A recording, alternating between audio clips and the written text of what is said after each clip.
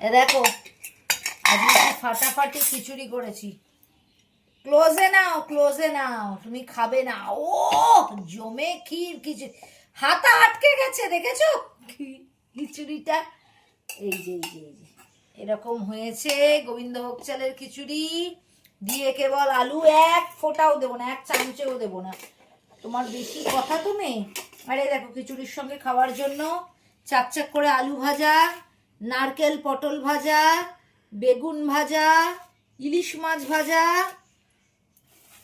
আলুর পাঁপড় ভাজা, আর এই দেখো কোথায় গেলি আয় বাবা, নর্মাল পাঁপড় ভাজা হলো। তুমি কি খাবে? তুমি কি আজকে না খেয়ে থাকবে? সেটা বলো। আচারও আছে, আচার আচার আচার আচারও আছে। ঝামেলা মিটে গেল আমাদের।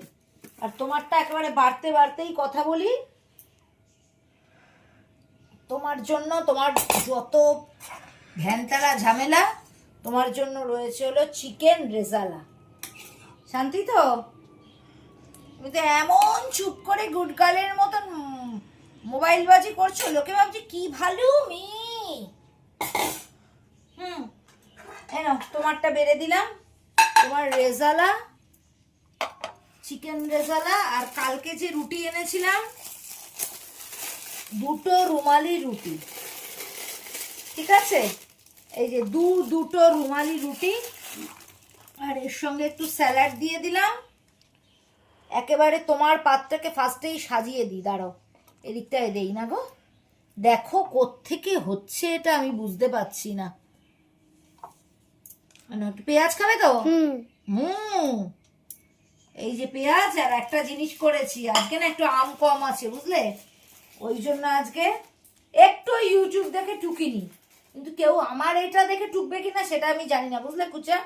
এই দেখো ম্যাঙ্গো সুজি বানিয়েছি আজকে, ঠিক আছে? এবার আমি খিচুড়িটা বাড়তে বাড়তে কথা বলি।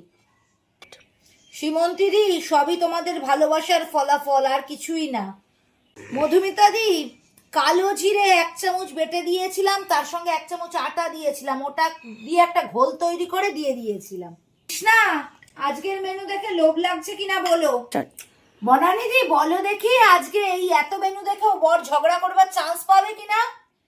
রঞ্জন, বাংলাদেশের পাশেই বাড়ি, তাই বাংলাদেশেই ডাক্তার দেখাতে গেছিলাম। চলো খেতে শুরু করি। দুদিন পর এত ভাজাভুজি দিয়ে খেতে বসেছি।